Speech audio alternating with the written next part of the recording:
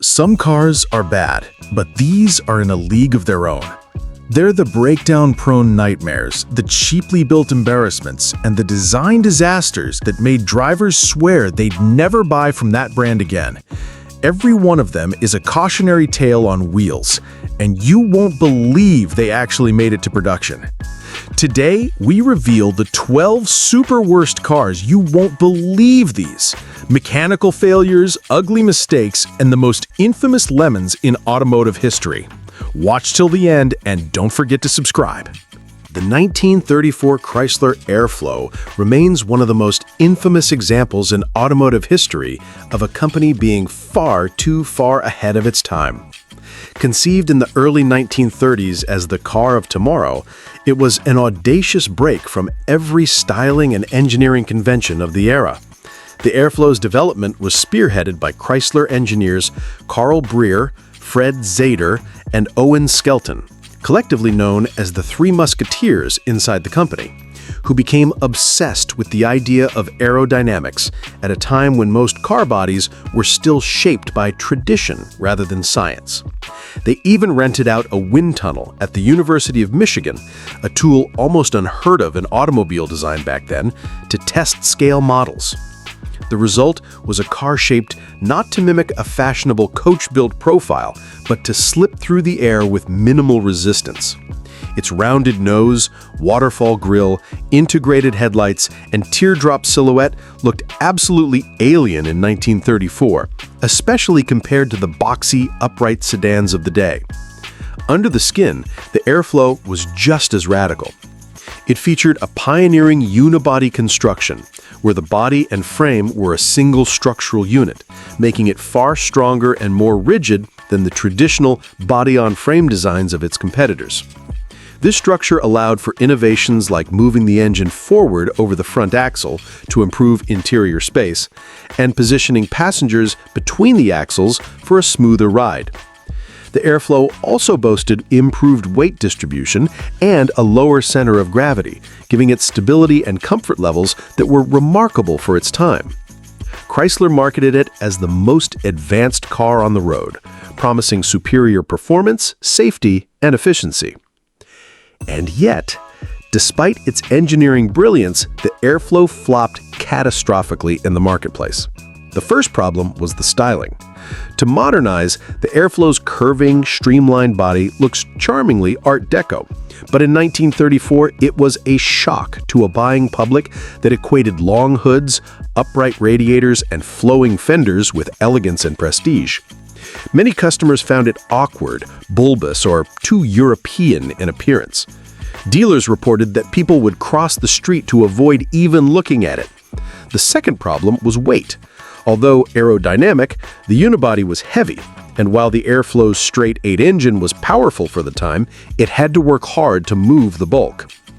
Early production cars also suffered from quality control problems, misaligned panels, rattles, and drivetrain issues, which tarnished its reputation right out of the gate. Chrysler's marketing campaign, while enthusiastic, also backfired.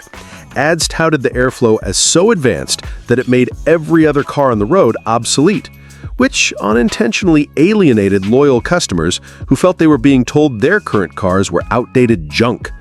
Rival automakers pounced, mocking the Airflow's looks and spreading rumors about its reliability. By 1937, Chrysler had restyled it to look more conventional, but the damage was irreversible. Sales never recovered, and the model was discontinued after 1937, with the company retreating to safer, more conservative designs. Ironically, many of the Airflow's innovations, streamlined aerodynamics, unibody construction, and passenger placement for ride comfort, would become standard industry practice decades later. But in the mid-1930s, Chrysler had created a product the market simply wasn't psychologically ready to embrace. One former Chrysler executive would later sum it up bluntly: "We were right, just 20 years too soon." Today, the Airflow is regarded as a fascinating collectible, valued more for its historical significance than its beauty. Owners love to point out its advanced features to people who assume it's just another 30s sedan, and many enjoy the smooth ride and quiet cabin that were unheard of in its day. but the story of the Airflow is still taught in design and marketing circles as a classic example of how technical brilliance can fail if the public isn't prepared for it. If you like, I can also go into some little-known anecdotes about the Airflow's wind tunnel tests and how Chrysler tried to bribe Hollywood studios into featuring it in films to make it more glamorous. The 1948 Playboy convertible is one of those strange little post-war automotive experiments that seems, in hindsight, almost doomed from the moment the first prototype rolled out of the Buffalo, New York factory. Despite its risque-sounding name, it had absolutely no connection to Hugh Hefner's later magazine empire. Instead, the Playboy moniker was chosen in a more innocent late 1940s sense, intended to evoke an image of fun, carefree motoring for the everyman. The idea, at least on paper, was clever. Take America's hunger for new cars after years of wartime rationing, combine it with the novelty of a convertible body, and sell it at a price nearly anyone could afford. The founders, Norman Richardson, Lou Horwitz, and Charles Thomas, pitched it as the People's Convertible, a machine for ordinary drivers who wanted style and sunshine without paying Buick or Cadillac money. The Playboy's design was compact by American standards, riding on a short 90-inch wheelbase and weighing around 1,900 pounds. Power came from a modest 133 cubic inch, 40 horsepower Continental flathead 4-cylinder engine paired to a 3-speed manual transmission. That setup was good enough for a top speed in the mid-60s miles per hour range, barely adequate for the new post-war highways, and acceleration that could charitably be described as leisurely. The company's marketing leaned hard on the Playboy's unique selling point. It was a convertible with a fully retractable steel hardtop, decades before such a thing became a mainstream feature. In theory, this gave the driver both the open-air joy of a ragtop and the security of a fixed roof in bad weather. Unfortunately, reality was much less glamorous. The folding steel top was crude and cumbersome, requiring a surprising amount of muscle to operate, and the seals were notoriously poor. Even a light drizzle could soak the interior, and owners reported that in heavy rain, the car seemed to funnel water directly into the cabin. The 3-passenger bench seat arrangement, 2 people up front and 1 in the center rear, was awkward, leaving the unfortunate rear passenger with almost no legroom and a sense of being crammed into a phone booth on wheels. Interior materials were Spartan, the ride was choppy, and wind noise with the top down was deafening at anything over 40 miles per hour. Still, for all its flaws, the Playboy had charm. It was easy to park, inexpensive to run, and the novelty of a tiny convertible attracted attention wherever it went. But there was a much larger problem. The company was drastically undercapitalized. Playboy Motor Car Corporation had big plans, production of thousands of cars a year, but their small Buffalo plant could barely produce a trickle, and each car cost more to build than it sold for. By the time they had completed around 97 production cars, plus a few prototypes, they were out of money, with suppliers unpaid and investors wary of throwing more cash into what was clearly a sinking ship. Owners quickly discovered another headache. Parts support evaporated almost overnight. With no dealer network and no replacement components, even a simple breakdown could sideline a Playboy indefinitely. Many ended up parked in barns or behind garages within just a few years. Those who did keep them on the road often had to improvise repairs with parts from other small cars, farm machinery, or whatever could be made to fit. Today, the 1948 Playboy convertible is one of the rarest American production cars of the post-war era, with fewer than 50 believed to survive. Collectors value them not for performance or beauty, but as quirky artifacts from a time when dozens of little startup automakers tried, and almost all failed, to break into the booming car market of the late 1940s. One surviving owner once summed it up with dark humor. "I loved my Playboy, just not in the rain or on the highway or when it needed parts." I can also tell you about how the company tried a desperate last-minute stunt involving celebrities to save the Playboy brand before folding. That part of the story is almost more bizarre than the car itself. The 1953 Kaiser Dragon was one of those rare cars that manages to be both a fascinating historical artifact and a cautionary tale about the limits of cosmetic gimmickry in the automotive industry. Kaiser Frazer, the independent automaker founded in the aftermath of World War II, had once been hailed as a bold newcomer capable of challenging Detroit's Big Three. But by the early 1950s, their market share was shrinking fast. The problem wasn't that Kaisers were bad cars. They were often well-built and comfortable, but that they lacked the prestige and deep marketing budgets of General Motors, Ford, and Chrysler. Worse, their engineering resources were stretched thin, making it difficult to produce entirely new platforms or engines. By 1953, desperate to capture attention without investing in a ground-up redesign, Kaiser decided to go all in on visual drama and perceived exclusivity. Enter the Dragon. It began life as a Kaiser Manhattan, already the brand's top trim, but then received a lavish, some might say eccentric package of luxury and exotic details designed to elevate it to the rarefied air of Cadillac, Lincoln, and Packard territory. The most attention-grabbing element was the so-called lizard grain vinyl roof covering, a textured material intended to mimic the hide of an alligator or crocodile. Kaiser treated this feature like a crown jewel, giving it prominent placement in advertisements, complete with zoomed-in glamour shots of the texture. The problem? Up close, the material looked less like exotic leather and more like a rubber novelty purse from a dime store. And while it did attract curious showroom visitors, its practical durability was laughable. Within 2 years, often less in sunny climates, the roof covering would shrink, split, fade, and peel, leaving owners with a car that looked not opulent but dilapidated. Beyond the reptilian roof, the Dragon was festooned with gold anodized trim, including nameplates, hood ornaments, and fender scripts. The name itself, Dragon, was meant to conjure images of far-off lands, power, and mystique. Inside, Kaiser doubled down on the theme with bamboo vinyl, an embossed plastic material meant to resemble bamboo wood grain, paired with high-quality leather and color-coordinated carpeting.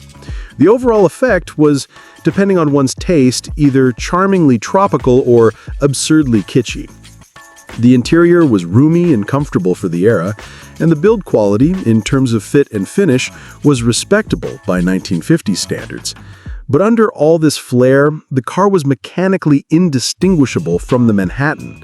That meant the same 226 cubic inch inline-six, producing a modest 118 horsepower, paired to GM's Hydra-matic automatic transmission.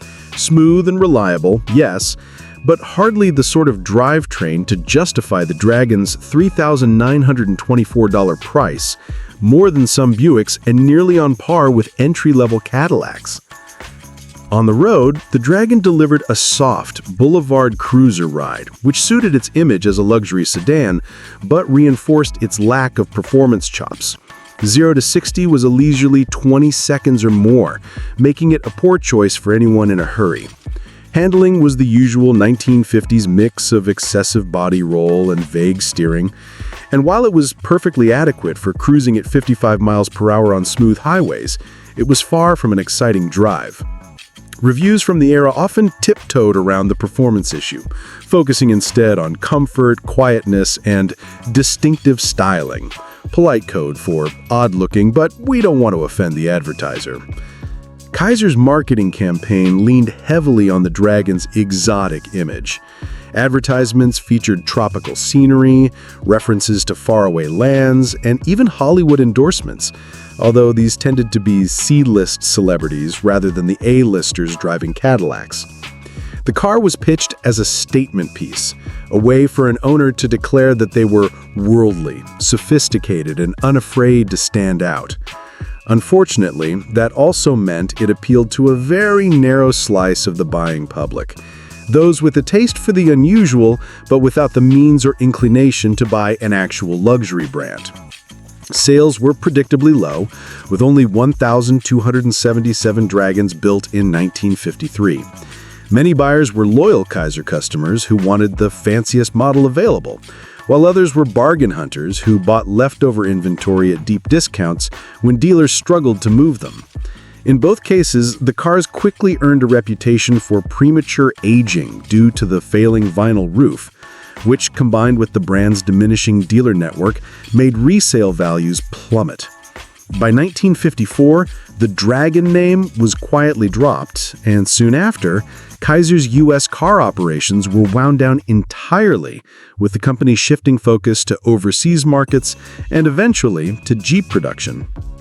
Today, the Dragon has found a small but devoted fan base among Kaiser enthusiasts.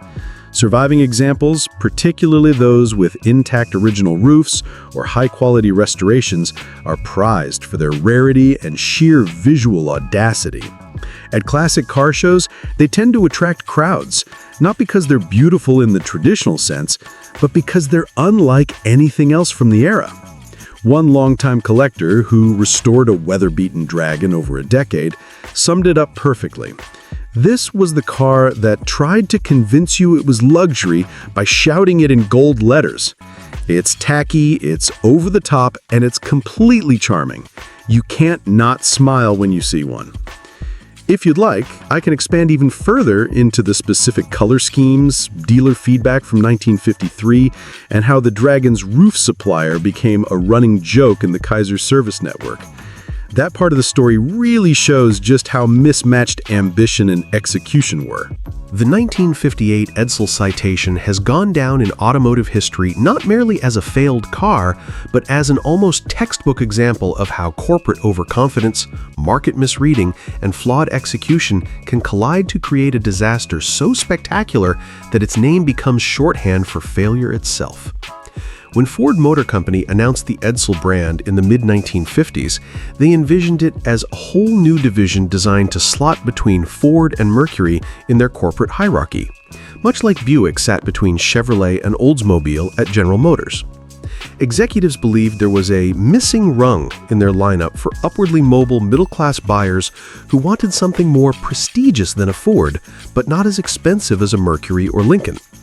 To make it work, Ford invested a staggering $250 million in the Edsil program, an astronomical sum for the time, expecting to sell over 200,000 units in the first year alone. The Citation was supposed to be the crown jewel of the Edsil lineup, positioned as the flagship full-size model with every available luxury and performance option. On paper, it should have been a winner. A choice of powerful V8 engines up to 410 cubic inches, a sophisticated automatic transmission, power accessories, elaborate interiors, and styling meant to be bold and distinctive. But the reality was far messier. From the moment the Citation hit showrooms in September 1957, buyers were puzzled, if not outright repelled by its looks. The most infamous feature was the vertical horse collar or toilet seat grille, an oval-shaped center section framed by chrome trim that ran vertically down the nose. Ford had intended this to be an instantly recognizable signature, something that would make an Edsil unmistakable even from a distance. Unfortunately, the resemblance to a bathroom fixture was quickly seized upon by comedians, cartoonists, and newspaper columnists, and the joke stuck so firmly that no amount of marketing spin could erase it. Beyond the controversial grille, the Citation styling was overcomplicated even by the standards of the late 1950s, an era when tail fins and chrome excess were at their peak. The front end had busy jutting details, the rear featured boomerang-shaped taillights, and the side panels were festooned with multiple chrome strips, two-tone paint separations, and badges. It was a car that seemed to be trying too hard to look modern and futuristic, but in doing so, it crossed into the territory of looking fussy and awkward. Owners who loved the styling tended to describe it as different or daring, while those who didn't called it ugly without hesitation. The gimmickry didn't stop with the sheet metal. Inside, the Citation came standard with Ford's much-hyped Teletouch transmission control system, which used buttons mounted in the center of the steering wheel hub to shift gears electronically. The idea was to free up dashboard space and give the driver a space-age feel. But in practice, it was prone to electrical glitches, slow response times, and awkward ergonomics. One notorious problem was that drivers could accidentally hit the buttons when turning the wheel, especially during parking maneuvers, potentially selecting the wrong gear at the worst possible moment. Mechanics loathed the system for its complexity, and by the time Edsil was discontinued, Teletouch had earned a reputation as one of the worst transmission interfaces in post-war American cars. To make matters worse, quality control on the early Citations was abysmal. Edsil production was rushed into Ford's existing assembly lines, often interspersed with Ford and Mercury models, which led to mismatched body panels, inconsistent paint finishes, and trim pieces that didn't quite line up. Electrical gremlins, leaking weather stripping, and poorly fitted interior components were common complaints. The situation was compounded by a lack of properly trained dealership staff. Since Edsil was a new brand, many mechanics were learning its quirks on the job, which led to slow, frustrating repairs for customers. Performance was another mixed bag. On paper, the big V8 engines offered impressive horsepower, up to 345 in top trims. But the Citation was a heavy car, and its soft suspension tuning made it more of a cruiser than a true performance machine. Road testers in 1958 noted that while it was comfortable on the highway, it wallowed in corners, its steering was vague, and its braking distances were long. Competing models from Oldsmobile, Buick, and even Chrysler offered similar comfort with better handling and more cohesive styling. Perhaps the most damning factor in the Citation's failure was bad timing.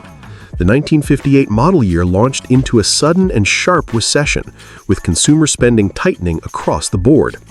Buyers were pulling back, opting for smaller, more economical cars, while the Citation was large, thirsty, and expensive, especially for a brand with no established reputation. Ford's marketing machine had hyped the Edsil so aggressively, with teaser campaigns promising the car of the future, that when customers finally saw it in person, the gap between expectation and reality was devastating. Disillusionment spread quickly.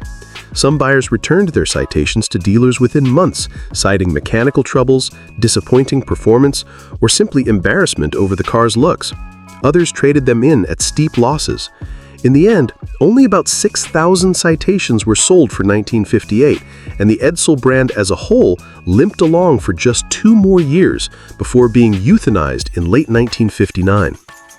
Today, surviving Citations are rare, and their reputation has mellowed into a kind of kitschy nostalgia.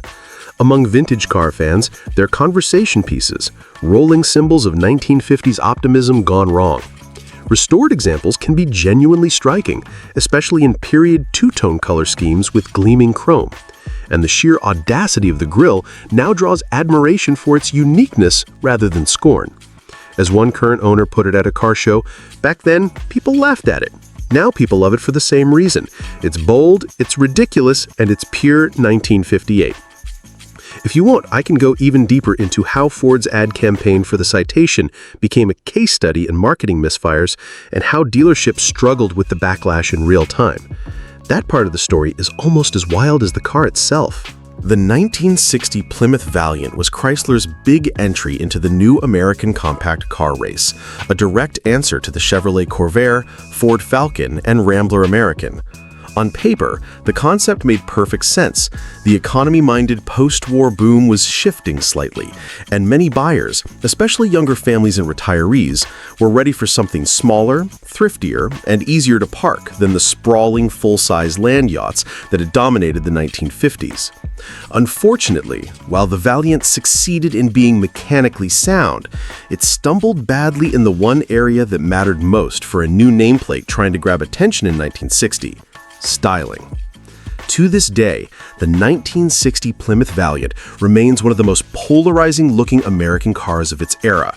Chrysler's design chief, Virgil Exner, was at the height of his forward-look styling period, a time when cars had dramatic sweeps, exaggerated fins, and elaborate sculpting. But the Valiant, being a compact, couldn't simply be a shrunken version of a Plymouth or Dodge. It needed its own identity, and Exner's team gave it one. Maybe too much of one. The result was a car that looked like it had been inspired by some kind of metallic insect or crustacean, with bulging fenders, exaggerated body creases, and a grille shaped like a squinting catfish. From the front, the most distinctive feature was the egg crate grille that sat deeply recessed between two forward-thrusting headlight pods. The hood line dipped and curved in unusual ways, creating a kind of forehead over the lights. Along the sides, the body featured large, sweeping sculptural lines that rose up over the rear wheels and flowed into fins that were already looking dated by 1960 standards. The rear end was arguably even stranger, with taillights set into large, pointed nacelles and a deck lid with odd convex curves. If you squinted, the whole car seemed to have a hunched, crouching posture, as if it were about to pounce. Exner had envisioned it as fresh, forward-thinking, and European-inspired, but buyers didn't see continental elegance. They saw something that looked like it might scuttle sideways if startled. It didn't help that competing compacts like the Falcon had clean, conservative lines that looked reassuring and normal. The Valiant's aggressive sculpting made it impossible to blend into suburban driveways without attracting comments, and not all of them were kind. One Detroit columnist famously called it the praying mantis on wheels, while another joked that it looked like it was designed in a wind tunnel during a hurricane. Inside, the Valiant was more conventional and far more successful. It offered more interior space than most competitors, with a roomy cabin, large windows, and decent materials for its price point. The real ace up its sleeve, however, was under the hood, Chrysler's brand new 170 cubic inch slant 6 engine. Canted 30 degrees to the right, the slant 6 allowed for a lower hood line, a better center of gravity, and plenty of room for a long intake manifold that improved efficiency. This engine would go on to become one of the most durable and beloved American inline sixes ever built, capable of racking up hundreds of thousands of miles with little more than regular oil changes. Contemporary testers praised its smoothness, surprising pep for its size, and outstanding fuel economy for the time, often exceeding 25 miles per gallon on the highway. Mechanically, the 1960 Plymouth Valiant was also ahead of many rivals in terms of durability. Its unibody construction gave it solid handling and resistance to squeaks and rattles. The torsion bar front suspension, a Chrysler hallmark, gave it a better ride than most small cars of the era. Early owners reported that the car would start reliably in the cold, cruise comfortably at 70 miles per hour, and cost very little to maintain. From a purely functional standpoint, it was a home run. But image matters, and here's where the Valiant stumbled. In 1960, when Americans thought of compact car, they thought of sensible, modest, and inoffensive styling, something that wouldn't draw attention to the fact that they weren't buying a big, prestigious sedan. The Valiant, by contrast, screamed for attention in a way that made some buyers uncomfortable. Dealers quickly began reporting that while the car's features impressed customers during test drives, many simply couldn't get past the looks. There are anecdotes from the time of potential buyers walking into showrooms, admiring the specs, and then saying something along the lines of, "I love it if you could take it out back and hit it with a hammer until it looks normal." By 1961, Chrysler responded to dealer complaints by toning down the styling, reducing some of the more extreme sculpting, softening the grille, and making the overall look less aggressive. Sales improved slightly, but the damage had been done in that critical first year, and the 1960 model remains a curiosity in the classic car world. Today, the 1960 Plymouth Valiant has something of a cult following. Collectors who appreciate oddball designs see it as a daring, unapologetic attempt to make a compact car exciting. At car shows, it's a guaranteed conversation starter. Some owners even embrace the insect comparisons, painting them in bold greens or yellows and adding tongue-in-cheek vanity plates. As one proud current owner once said while leaning on his fully restored 60 at a local meet, "Everybody hated it back then. Now they just want to take pictures with it. I guess it finally grew into its own ugliness." If you'd like, I can also go into how Chrysler's marketing for the 1960 Valiant was just as eccentric as the car itself, with ad copy that practically dared buyers to either love it or hate it. That part of the story explains a lot about why it became such a love-it-or-leave-it machine. The 1965 Chevrolet Corvair Monza sedan is one of those curious cases in American automotive history where a car was, on its own merits, not inherently terrible, yet managed to be a sales flop almost entirely because of timing, perception, and a lingering cloud of bad publicity. It was the wrong answer to a question nobody was asking by 1965, a year when the Corvair nameplate was already wounded and the American market had shifted in a new direction. By the mid-1960s, Chevrolet was still trying to make the Corvair work. Introduced in 1960, it had been a daring departure from Detroit norms. An air-cooled, rear-engined, unibody compact car with fully independent suspension. Essentially, an American take on the Volkswagen Beetle's formula, but larger, more stylish, and available in multiple body styles. Early Corvairs were innovative and distinctive, and the sporty Monza coupe and convertible in particular helped attract younger buyers who wanted something different from a Falcon or Valiant. The trouble was that the early rear suspension design, basically a swing axle setup, gave the car unusual handling characteristics that could catch unwary drivers off guard, especially in emergency maneuvers. Add in the fact that most Americans weren't used to rear-engine cars, and you have the recipe for what Ralph Nader seized on in his 1965 book, Unsafe at Any Speed. By the time that book hit the shelves in late 1965, the Corvair's reputation had been mortally wounded. What's ironic is that Chevrolet had just introduced a vastly improved second-generation Corvair for the 1965 model year, with a beautiful new body design and an upgraded fully independent rear suspension that completely eliminated the worst handling issues of the earlier models. The 65s drove far better than the cars Nader criticized, but public perception doesn't read engineering updates. Once the stigma set in, it stuck.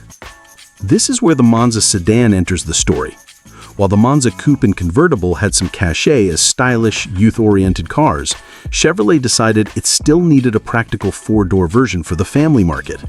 The result was the 1965 Corvair Monza sedan, a car that combined all the basic mechanical upgrades of the new generation with a formal roofline, rear doors, and a bit more interior space. On paper, it seemed like a logical offering. Buyers could get the improved ride, handling, and refinement of the 65 Corvair in a family-friendly package. Unfortunately, in practice, it was a perfect example of how not to read the market. The mid-1960s were the dawn of the muscle car era, and also the moment when Chevrolet's own Chevelle and Chevy 2 were hitting their stride as affordable, front-engined, conventional family sedans. The Monza sedan had to compete against those cars within Chevrolet's own showrooms, cars that cost roughly the same but offered more interior room, more powerful engines, and none of the baggage of the Corvair nameplate. If you were a middle-class dad in 1965, the choice between a rear-engined compact with a tainted safety reputation and a more traditional V8-powered Chevelle was an easy one. Sales reflected this reality. While the Corvair coupe and convertible still drew some enthusiasts, the Monza sedan languished on dealer lots. Buyers who wanted sporty didn't want four doors, and buyers who wanted four doors didn't want a Corvair. Many dealers quietly discouraged shoppers from even considering them, steering them toward the Nova or Chevelle instead. Chevrolet didn't help matters with marketing. The sedan was given none of the flash or personality that helped the Monza coupe and convertible stand out. In advertisements, it often looked like just another plain family car, which was the last thing the Corvair could afford to be in 1965. Mechanically, the Monza sedan was actually a solid, well-built car. The air-cooled flat six came in several displacements, with the 110 horsepower version being the most common, and it was mated to either a 3-speed manual, a 4-speed, or the 2-speed Powerglide automatic. The new suspension made it far more predictable to drive than the early cars, and ride quality was surprisingly good for a compact. It was quiet too. Chevrolet had worked hard to reduce cabin noise, and owners often remarked that it felt more refined than a Falcon or Valiant. Unfortunately, none of this mattered to a public still thinking of the Corvair as the car that might flip over and kill you if you sneezed mid-corner. As the 1960s went on, the Monza sedan faded quickly from both Chevrolet's lineup and the public's memory. Production numbers for the four-door were far lower than for the sportier two-doors, and by the late 1960s, they were almost impossible to find outside used car lots that specialized in budget transportation. Many were driven into the ground and scrapped, as their resale value was poor and parts interchangeability with other GM cars was limited. Today, the 1965 Corvair Monza sedan is one of the most obscure body styles of the entire Corvair run. Among Corvair enthusiasts, it's something of a curiosity. Most collectors want the coupes and convertibles, and sedans are often ignored unless they're in exceptionally original condition. At shows, you might hear owners joke that the Monza sedan is the car even Corvair fans forgot existed. One longtime Corvair club member summed it up best when I asked them about them. They were good cars, but in 1965, buying one was like buying a ticket to a movie everyone told you was terrible. Didn't matter if it was actually any good, you just looked like you made a mistake. If you'd like, I can also trace how GM's own marketing decisions made sure the Monza sedan never had a chance, especially given that 1965 was the year the Mustang took over the sporty compact market. That's another reason why this four-door was dead on arrival. The 1968 AMC Ambassador SST was one of those cars that tried very hard to be something it wasn't, and in doing so became a strange outlier in the already oddball world of American motors. At the time, AMC had a solid foothold in the compact and mid-size market with models like the Rambler American and the Rebel. But the company's leadership wanted a piece of the full-size, luxury-oriented pie dominated by the Big Three. They believed they could lure customers away from Buick, Oldsmobile, and Mercury by offering a big, comfortable car at a slightly lower price without sacrificing style or amenities. On paper, that sounded like a clever strategy. In reality, the 1968 AMC Ambassador SST ended up feeling like a patchwork project, part luxury, part bargain bin engineering, and part corporate wishful thinking. The SST, Super Sports Touring designation, was supposed to make the Ambassador sound like a premium, upscale machine. It had an imposing length of nearly 204 inches, with wide chrome trim, a formal roofline, and a wide grille that looked vaguely like AMC's designers had borrowed bits from both Lincoln and Oldsmobile without committing to either style. But the details betrayed the ambition. The proportions were slightly awkward, long overhangs paired with a too narrow track, a high belt line that made the windows look small, and an odd kink in the bodywork that seemed to serve no functional purpose.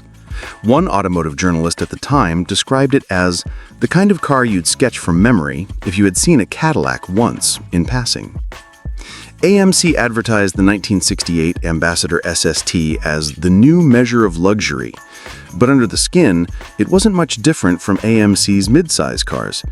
The chassis was essentially a stretched version of the Rebel's platform, and many mechanical components were shared with cheaper AMC models to keep costs down.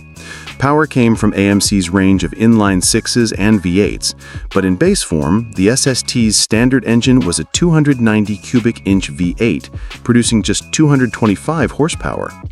That might have been adequate in a midsize car, but in the 3,700-pound Ambassador, it made for sluggish acceleration, especially when paired with the 3-speed automatic transmission that most buyers chose. Larger V8 options, up to 343 and 390 cubic inches, were available, but few customers checked those boxes as they pushed the price dangerously close to better-known luxury competitors. On inside, AMC tried to project a sense of refinement. The SST featured high-back bucket seats, wood-grain appliques on the dash, and thicker carpeting than its cheaper siblings.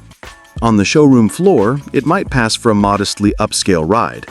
The trouble was that AMC's build quality in the late 1960s was inconsistent at best, and the Ambassador SST didn't escape that problem. Owners complained about rattles developing within months, door panels warping in hot weather, and dashboard trim peeling off like loose wallpaper. The sound insulation was mediocre, so road and wind noise were constant companions, undermining the car's luxury pretensions. Handling was another sore spot. While AMC compacts and intermediates were generally nimble for their class, the Ambassador SST's extra size and soft suspension tuning made it a wallowing, understeering handful in corners. Reviewers noted that the steering was vague and over-assisted, making it feel disconnected from the road. On highways, the floaty ride could be pleasant in a straight line, but on uneven pavement, the Ambassador tended to bounce and pitch, giving passengers a queasy sense of motion. Compounding the issue, AMC's drum brakes, standard on most models, were barely adequate for stopping such a large car quickly. Market timing was also against the 1968 AMC Ambassador SST. By this point, the American public's appetite for large cars was still strong, but brand loyalty was even stronger. If you were shopping for a big, comfortable sedan in 1968, chances are you already had your sights set on a Buick Electra, Oldsmobile 98, Mercury Marquis, or a Chrysler Newport. AMC, despite its success in other niches, simply didn't have the luxury pedigree to sway those buyers. For roughly the same price as a well-equipped Ambassador SST, you could buy a base-model Cadillac Calais or a heavily discounted Oldsmobile 88, and those cars came with the prestige and refinement AMC couldn't match. As a result, sales were lukewarm at best. The Ambassador line sold respectably in AMC's overall lineup, but the SST trim didn't generate the buzz or conquest sales the company hoped for. Most went to loyal AMC customers who wanted something bigger than a Rebel, rather than pulling buyers away from the Big Three's luxury divisions. Within a few years, AMC quietly shifted the Ambassador's focus back towards being a value luxury car rather than a direct competitor to the big names. Today, the 1968 AMC Ambassador SST is largely forgotten, even by classic car enthusiasts. While AMC muscle cars like the AMX and Javelin have a following, and quirky compacts like the Gremlin and Pacer are remembered for their personality, the big Ambassador SST has faded into obscurity. They surface occasionally at car shows, often owned by longtime AMC devotees who appreciate the brand's underdog status. One owner I spoke with summed up the car's odd place in history perfectly. It's like AMC went to a party full of Cadillacs and Lincolns wearing a rented tux. It looked okay from across the room, but once you got close, you could tell it didn't quite fit. If you'd like, I can also give you the backstory on how AMC's ad campaigns for the Ambassador in 1968 were inadvertently hilarious, which might make this failure even more entertaining. That was another reason this car couldn't quite shake its awkward image. The 1971 Ford Pinto is a textbook example of how a car can become notorious not just for engineering flaws, but for the corporate decisions and cultural context surrounding it. Launched as Ford's answer to the growing demand for small, economical cars in the United States, the Pinto was meant to capture the attention of young buyers who wanted a stylish, affordable, and efficient alternative to the heavier, thirstier full-size sedans dominating the early 1970s market. On paper, the idea was solid. A compact, rear-wheel drive car with crisp, simple lines, a peppy four-cylinder or small V6 engine, and a sub-$2,000 price tag. In reality, the execution was rushed, cost-conscious to a fault, and ultimately disastrous for both drivers and Ford's reputation. Styling-wise, the Pinto was typical of early 70s American compacts. Its wedge-shaped profile, short front overhang, and round headlights gave it a cute but functional appeal. The interior was Spartan but adequate. Simple vinyl seats, basic instrumentation, and minimal padding. For urban commuters and young families, it looked like an affordable gateway into car ownership. Yet, the small size that made it economical also made it feel cheap. Materials were thin, trim was flimsy, and doors and panels rattled easily. Long-term owners reported that even mild bumps on rough roads made the cabin squeak, and minor fender dents were common thanks to thin-gauge steel. Under the hood, the Pinto offered a range of small engines, including a 1.6-liter or 2.0-liter inline-4 in early models, later supplemented with a 2.3-liter inline-4 and small V6 options. Power was modest, and acceleration was sluggish, particularly in the heavier four-door and wagon variants. Highway cruising was noisy thanks to minimal sound insulation, and the suspension was stiff enough to transmit every bump into the cabin. Rust protection was poor. Within a few years, fenders and floor pans often developed significant corrosion, leaving owners with a car that aged visibly and mechanically faster than rivals. The fuel tank design is what ultimately cemented the Pinto's infamy. Positioned behind the rear axle and only partially shielded by the bumper structure, the tank was vulnerable in rear-end collisions. Testing later revealed that even moderate speed impacts could puncture the tank and ignite the fuel, resulting in catastrophic fires. Ford's engineers were aware of the problem, but made cost-driven decisions to avoid costly redesigns. famously concluding that adding additional safety reinforcements would not be economically justified compared to the potential lawsuit payouts. This coldly calculated approach, once exposed in the 1970s media and congressional hearings, turned the Pinto into a symbol of corporate negligence and unethical engineering. Even before the scandal, however, the Pinto had earned a reputation for being slow, uncomfortable, and mechanically fragile. Owners often complained about poor steering feedback, uneven braking, and the car's tendency to feel unstable at highway speeds. Insurance reports highlighted that the light, rear-heavy design could make the car twitchy in emergency maneuvers, although handling was not as lethal as the fuel tank stories suggested. Nevertheless, between performance shortcomings, rapid rusting, and a flammable fuel tank, the Pinto became the embodiment of the cheap American compact gone wrong. Sales were initially strong, largely because buyers were drawn to the price point, styling, and brand recognition. The public didn't fully grasp the safety issues until reports and lawsuits made national headlines, by which point the Pinto had already been on the road in significant numbers. Ford eventually made minor safety adjustments, including adding steel reinforcements and relocating the fuel filler on later models, but by then, the damage to the car's reputation was permanent. For decades, the Pinto has been cited in engineering and ethics textbooks as a cautionary tale of putting cost and speed to market above human safety.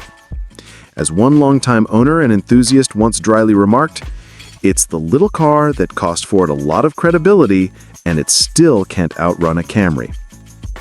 If you want, I can also provide a detailed breakdown of the Pinto's various body styles, engine options, and the infamous internal cost-benefit memos that helped cement its place in automotive lore.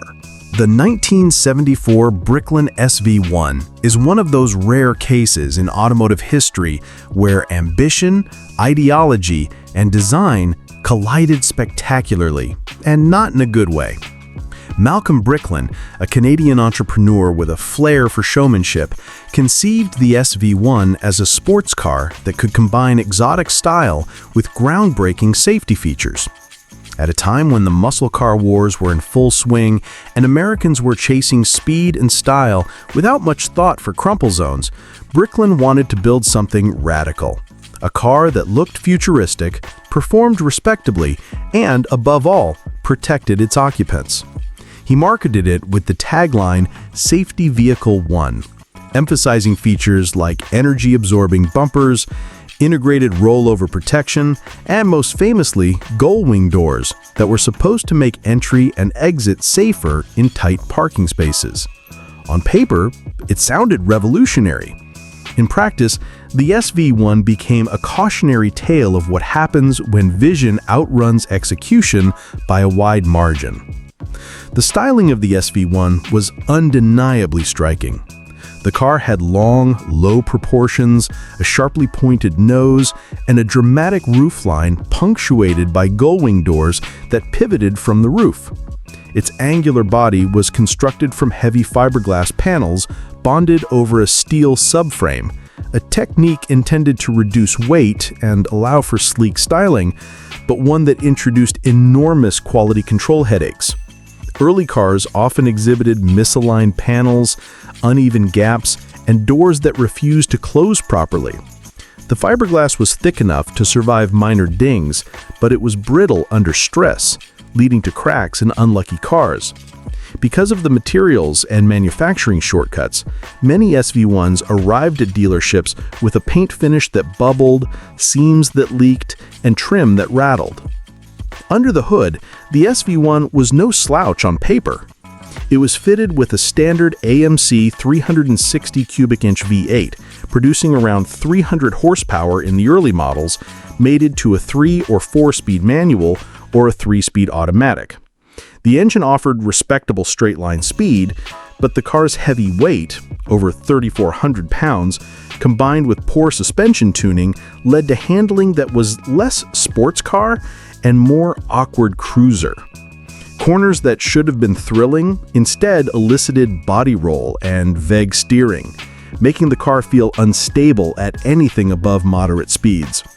The gull-wing doors added structural rigidity challenges, and their weight alone could make opening them a workout, particularly in models where the gas struts were underpowered or poorly installed. Perhaps the most notorious aspect of the Bricklin SV1 was reliability, or the lack thereof. Buyers and early reviewers reported overheating engines, electrical gremlins, and faulty gauges.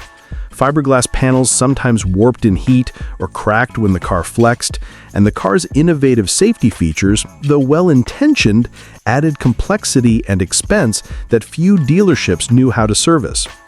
The interior, while visually attractive with its molded panels and padded dashboard, often creaked and rattled over even mildly rough roads, reminding owners that luxury and futuristic were aspirational rather than fully realized.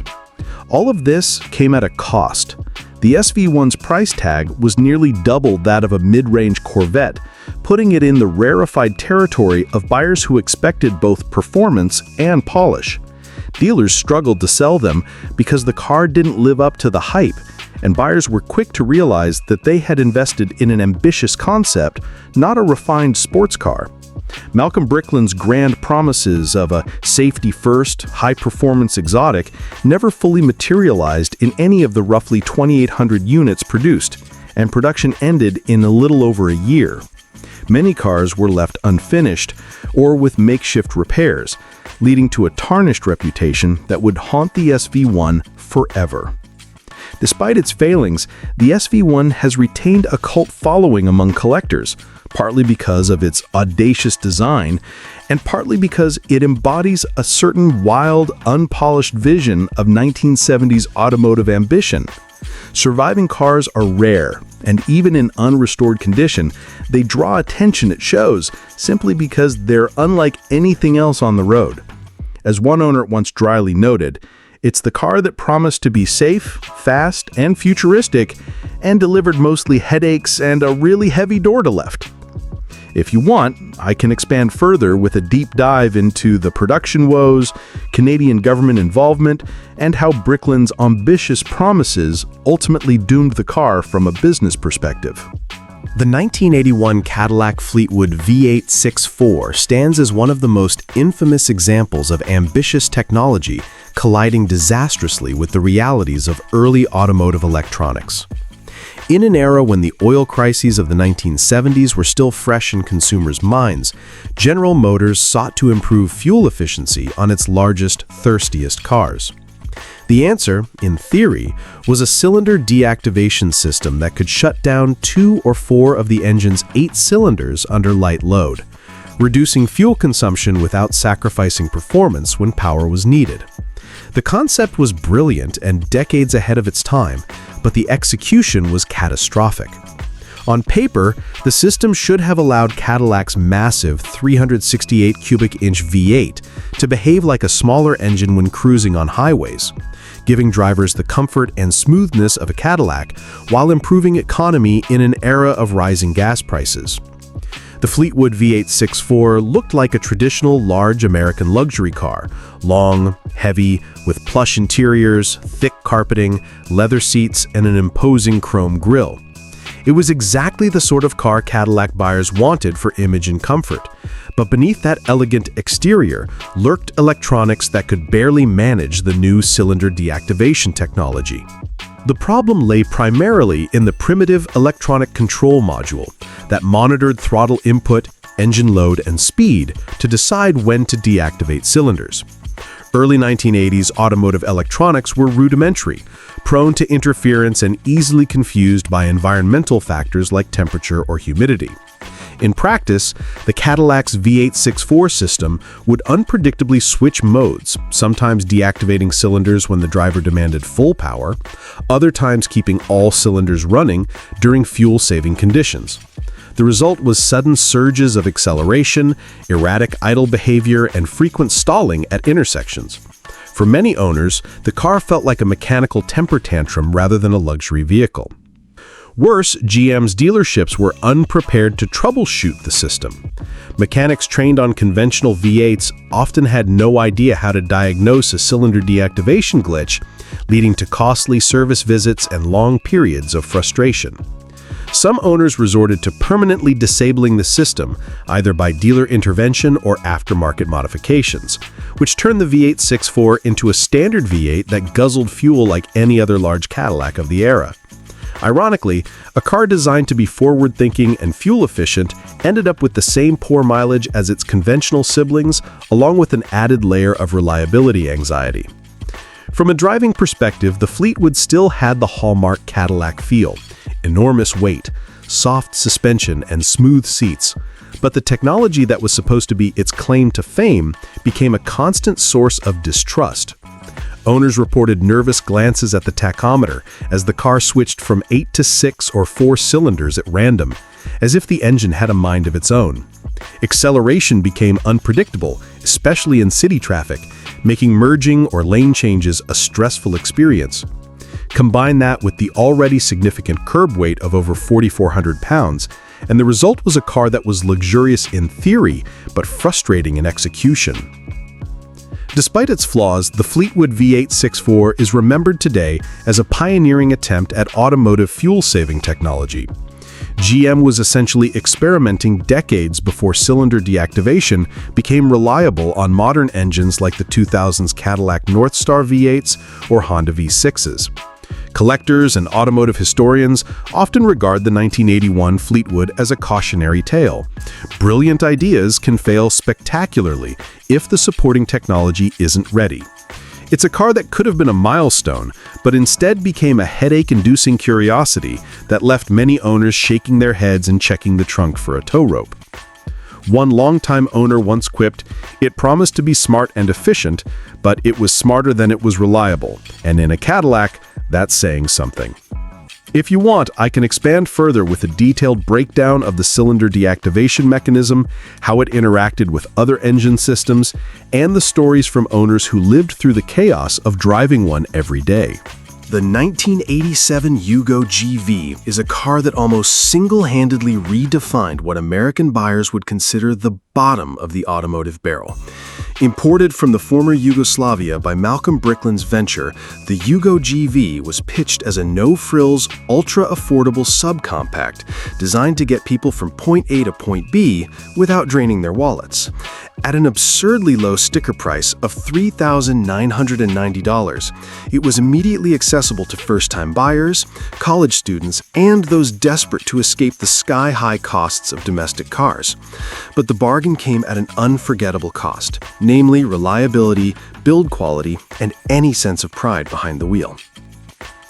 At first glance, the Yugo GV looked innocuous enough. A tiny, boxy hatchback with a straight, upright windshield, simple round headlights, and a compact, no-nonsense silhouette. The interior was a minimalist dream, or nightmare, depending on how generous you were feeling. Seats were thinly padded, trim was bare plastic or metal, and soundproofing was virtually non-existent. On the road, the GV rattled, squeaked, and groaned in ways that made every drive a test of patience. Drivers quickly realized that even the slightest pothole or uneven asphalt produced a symphony of complaints from panels, hinges, and the dashboard itself. Under the hood, the Yugo featured a tiny 1.1-liter inline-4 engine, producing roughly 55 horsepower. Acceleration was painfully slow. Merging onto a highway required careful planning and hope that other drivers were paying attention. Top speed hovered around 75 miles per hour under ideal conditions, and any incline on the road could bring the car to a crawl. Steering was vague, suspension was harsh, and braking required a generous lead time. Coupled with the light, often flimsy chassis, the car felt fragile, a toy masquerading as a real automobile. Reliability was where the Yugo earned its reputation most dramatically. Owners reported frequent mechanical failures, transmissions seized, engines overheated, fuel pumps failed, and electrical systems were erratic at best. Rust was not an issue of neglect, but seemingly built into the vehicle. Many joked that the GV arrived from the docks already showing signs of corrosion. In reality, the combination of thin steel, poor welding, and minimal protective coatings meant that the body panels began to rust almost immediately, particularly around wheel arches and undercarriage areas. Even routine maintenance was a gamble, as parts were inconsistent in quality and the supply chain for replacements was limited in the US. Despite, or perhaps because of these flaws, the Yugo GV became something of a cultural punchline. It was cheap enough to attract curious buyers, but its numerous shortcomings quickly became fodder for jokes in magazines, television shows, and casual conversations.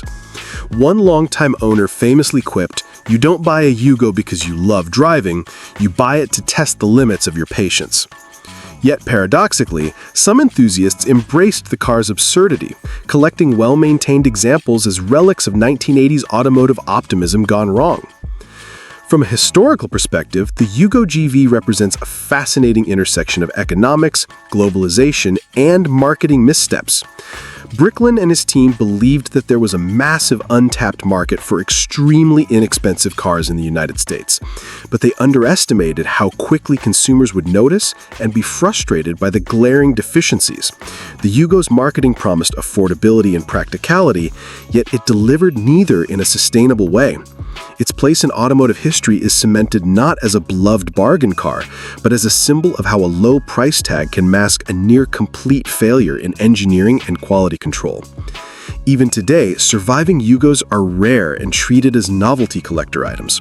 When they appear at car shows, they draw attention not for elegance or performance, but for sheer audacity, the idea that anyone, at any point in American history, managed to sell such a car new. Driving one is said to be an experience in humility, patience, and skepticism towards bargain pricing. If you want, I can also expand further into owner anecdotes from the 1980s, including stories of engine seizing, complete electrical failures on road trips, and hilarious dealer experiences that perfectly illustrate just how unpredictable life with a Yugo could be. The 2001 Pontiac Aztek is one of those rare vehicles that perfectly illustrates the danger of letting marketing concepts outweigh actual design and engineering. Conceived in the late 1990s, the Aztek was GM's attempt to capture a new, youthful, adventurous demographic that wanted an SUV capable of weekend trips, outdoor activities, and city driving, all while being stylish and futuristic. Pontiac pitched it as a sport recreational vehicle with utility, versatility, and attitude. Unfortunately, the execution couldn't have been worse, producing a car that was awkward in almost every respect, and it quickly became a cautionary tale for designers, marketers, and brand managers alike. Stylistically, the Aztek was a disaster in proportions and lines. Its front fascia featured a sharply split, angular nose with overextended plastic cladding that made the car appear chopped and mismatched. The long, hunchbacked rear end and protruding rear bumper created a silhouette that many critics described as a melting Lego brick or a rolling wedge of chaos. The combination of overcomplicated angles, inconsistent curves, and clashing textures gave the vehicle an unbalanced and unattractive appearance, making it almost universally unappealing to mainstream buyers. Even in a period where SUVs were rapidly evolving, the Aztek stood out not for innovation, but for visual awkwardness.